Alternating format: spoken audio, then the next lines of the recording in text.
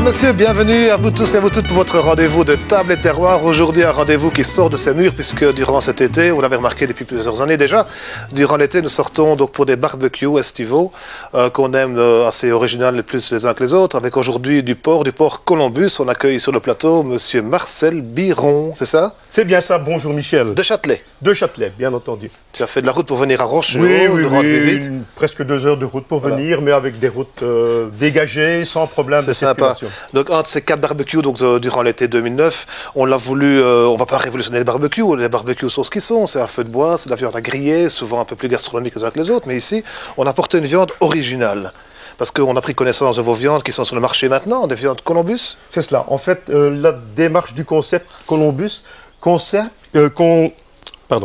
la démarche du concept Columbus consiste à rééquilibrer la ration alimentaire du porc.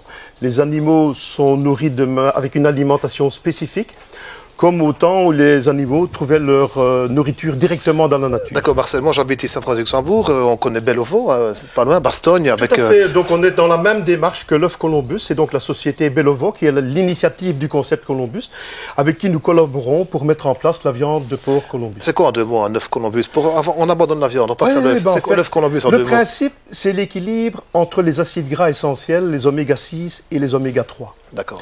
C'est un équilibre idéal de 1/1 dans l'œuf Columbus. Et la viande de porc... Qu'est-ce que ça m'apporte, moi, si je mange un œuf Columbus plutôt qu'un autre? Eh bien, le corps a besoin d'oméga 3. D'accord. On n'en produit pas. Donc, on doit les absorber.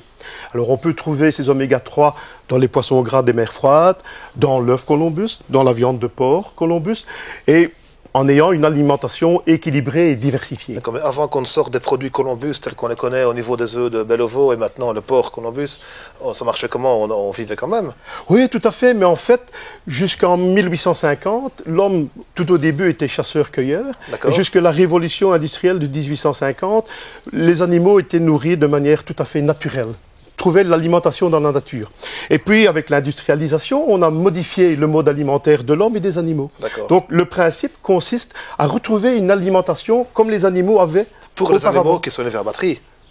Oui, en fait, c'est de la domestication. Le porc est domestique, mais il reçoit une alimentation équilibrée, comme s'il mangeait directement dans les bois. Mangeait dehors, voilà. Oui, en fait, on a mieux compris. On retrouve les mêmes caractéristiques dans le phacochère ou dans l'antilope, dans le gibier. On retrouve cet équilibre oméga 6, oméga 3 égale à 1. D'accord. Alors, le Columbus, tu as apporté, donc tu n'es pas venu les mains vides. Ah non, j'ai apporté un assortiment, tout à fait. On peut le brosser de ce que tu as apporté ici. Donc, quand il y a du boudin blanc, des saucisses, mais enfin, tout ce qui est le plus ordinaire, mais c'est quand même une marchandise hors du commun. C'est cela, donc supérieur. Tout consiste dans la qualité de la viande qui est ici. On est dans le cadre de l'alimentation santé, où on a une viande savoureuse, mais qui a des propriétés excellentes au niveau de la santé. D'accord. Moi, j'habite peu importe où en région wallonne, où je voudrais me procurer ce type de viande. Je vais aller où?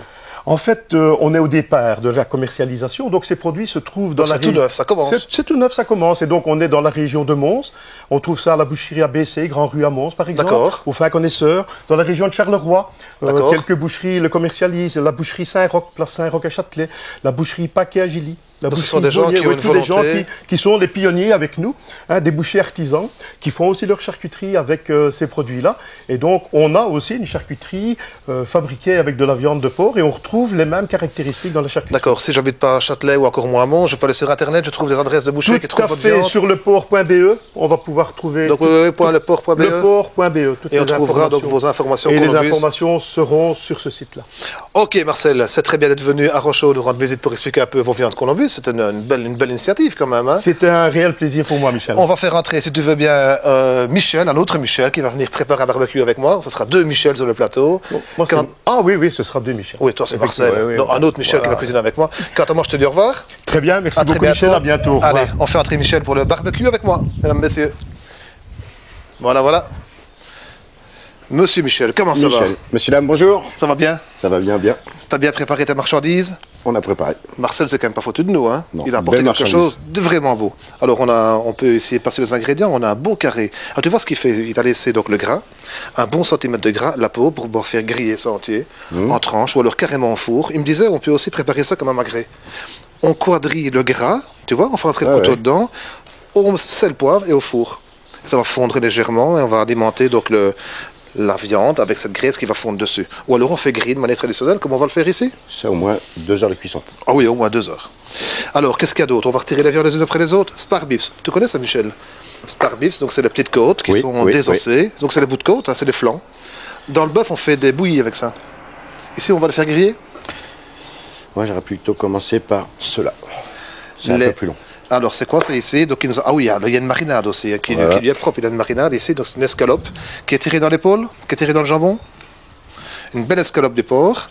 Ici, on a une belle tranche de lard maigre, avec de nouveau un bon morceau de gras ici dessus. Une saucisse, un boudin blanc. On a goûté déjà, t'as vu ici? Oui. Il manque un morceau. Simplement une saucisse qui est là. Mais enfin, on va goûter tout ça. Hein. On va commencer à cuire. Ah, tu piques la saucisse pourquoi, Michel? Parce que généralement, il y a toujours un peu d'eau dans les saucisses. D'accord. De l'eau dans les saucisses. C'est le gras qui fond, quoi. Ouais. Voilà. Enfin, il faut dire aussi qu'il y a des bouchées. Certaines saucisses qui a plus d'eau que d'autres. On se demanderait bien pourquoi. Tu crois que ça fait du poids? Bon, je crois. On va pas le dire. Hein. Non, on va pas le dire. Alors, on préparait pas aussi, on avait dit qu'on pourrait préparer quelque chose avec une fine tranche, un peu de jambon du jambon et du fromage. Je mets ça après cuire. D'accord, c'est toi qui le sens. On fera une petite salade composée aussi, on a un peu de temps, c'est l'été. On ne se presse pas, relax. L'apéritif est au frigo. Ça cuit? Tu mets pas un peu d'huile, non, rien du tout? Non. Rien ça va rendre de la graisse. Ah oui, c'est du porc. Le porc est un petit peu gras quand même, qui va alimenter le feu, qui va empêcher la viande de sécher.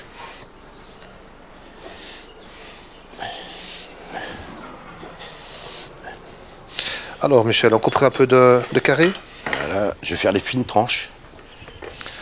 Columbus ici. Tu connaissais toi le porc Columbus? Pas du tout. J'en ai entendu parler? Non. C'est normal, c'est le début. Tiens, Michel, les fines tranches de carré. J'aurais bien mis 2-3 pommes de terre à chauffer avec. Ah oui, des pommes de terre qu'on a cuit au four avant? En robe des champs, oui. Et qu'on les met dans de l'aluminium et on va les réchauffer sur la braise? Je vais faire comme ça.